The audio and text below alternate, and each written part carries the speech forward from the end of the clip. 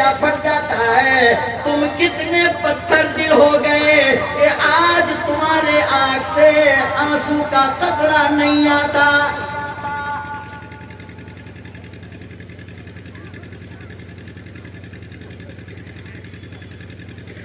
تمہیں گانا سننے میں مزہ آتا ہے, تمہیں کنجریوں کی بات سننے میں مزہ آتا ہے. علماء نے لکھا ہے اگر ایمان کو جانچنا چاہتے ہو ایمان مضبوط ہے یا نہیں, فرمایا کہ پھر یہ دیکھا کرو کہ قرآن سننے میں مزہ آتا ہے یا گانا سننے میں. اور اپنے اپنے کلیجے پر ہاتھ رکھ کر کے بولو آج کیا سننے میں مزہ آ رہا ہے. کوئی ہے جو اپنے موبائل میں 1 گھنٹہ اللہ کا قرآن سنتا ہو لیکن 3 گھنٹے کی فلم ضرور دیکھے گا.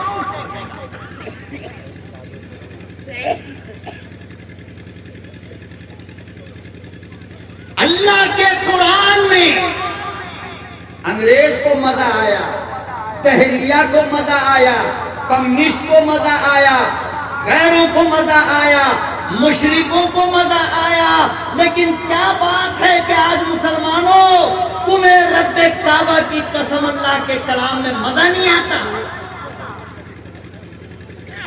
اتنا بڑا مجمع ہے,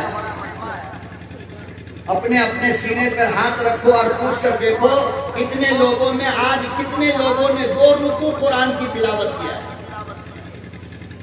ہم نے تو بس یہ سمجھا کہ قرآن آیا ہے دعا تعویذ کے لیے, قرآن آیا ہے گلے میں لٹکانے کے لیے. ارے حد تو یہ ہو گئی کہ بیٹی کو جہیز میں جو قرآن دیتے ہو 4-5 بچے کی ماں ہو جاتی ہے, زیور کو کھولے گی, سامان کھولے گی, مگر اللہ کا قرآن نہیں کھلتا.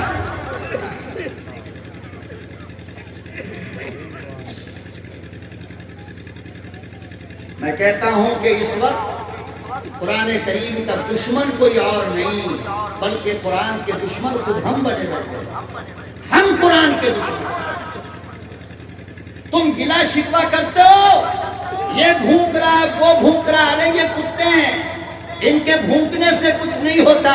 مگر تم دیکھو کہ بغیر بھوکے ہوئے تم نے قرآن کو کہاں اٹھا کر رکھا.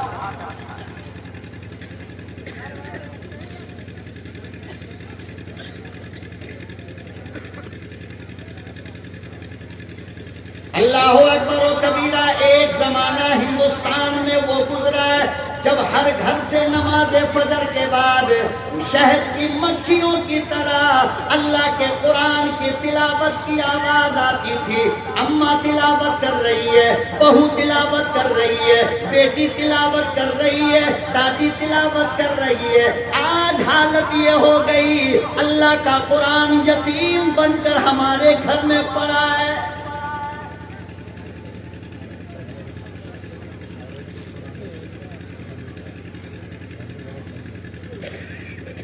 نہ باپ تلاوت کرتا ہے, نہ بیٹا تلاوت کرتا ہے, نہ اماں تلاوت کرتی ہے, نہ بیوی تلاوت کرتی ہے. اللہ اکبر و کبیرہ. لوگوں حالت یہ ہو گئی تمہارے کپڑے ہر دن صاف ہوتے ہیں لیکن قرآن کا جزدان صاف نہیں ہوتا.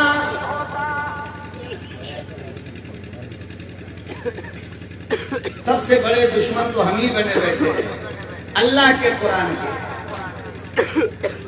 اور آگے چلو, نہ کلام مقدس کو خود تلاوت کرتا ہے, نہ کلام مقدس کو خود دیکھتا ہے, جبکہ دنیا کی واحد کتاب ہے. علماء کی موجودگی میں ذمہ داری سے کہتا ہوں لوگوں, لیلا کو دیکھنا حرام ہے مگر مولا کے قرآن کو فقط دیکھنا بھی ثواب ہے.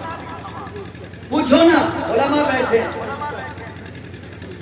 کم سے کم کھول کر دیکھ تو صحیح. تجھے دیکھنا بھی گوارا نہیں.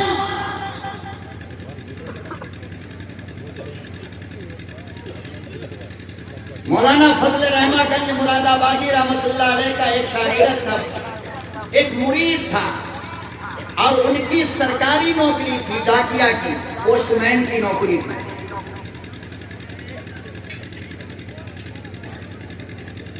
کہتے ہیں کہ میں ایک مرتبہ ڈیوٹی جا رہا تھا, راستے میں 2 بندہ ایک میت کو لے کر بیٹھا ہوا تھا سرانے میں. میں نے پوچھا کہ بیٹا کیا بات ہے؟ تو کہنے لگا کہ یہ میرے گاؤں کی ایک میت ہے، نماز جنازہ ہمیں پڑھانا نہیں آتا، تو ہم اس انتظار میں بیٹھے ہیں کہ کوئی آئے اور جنازے کی نماز پڑھائے. آپ لوگ سوچ رہے ہوں گے کہ ایسا بھی کہیں ہوتا ہے؟ ہاں ہوتا ہے. مدرسے بند کر دو، زکوٰۃ صدقہ خیرات دے کر کے بہت ہی زیادہ فخر محسوس کرتے ہو نا. مدرسے بند کر دو، 10 سال کے بعد اس بستی میں بھی جنازہ پڑھانے والا نہیں ملے گا. علماء پالنا بند کر دو، حافظوں کو پالنا بند کر دو، مدرسے کا تعاون بند کر دو. میں قسم کھا کر کہتا ہوں 10 سال کے بعد تمہیں اپنی بستی کے اندر نکاح پڑھانے والا نہیں ملے گا، جنازہ پڑھانے والا نہیں ملے گا. اگر آج یہ سب مل رہا ہے تو انہی بوریوں پر بیٹھ کر آپ کے بچوں کو قرآن کی تعلیم دینے والوں کے صدقے میں یہی 4 اینٹ کی دیوار جس کا نام مدرسہ ہے، اس کے صدقے میں تمہیں جنازہ پڑھانے والا مل رہا ہے، نکاح پڑھانے والا مل رہا ہے، مسجد کا امام مل رہا ہے، مؤذن مل رہا ہے.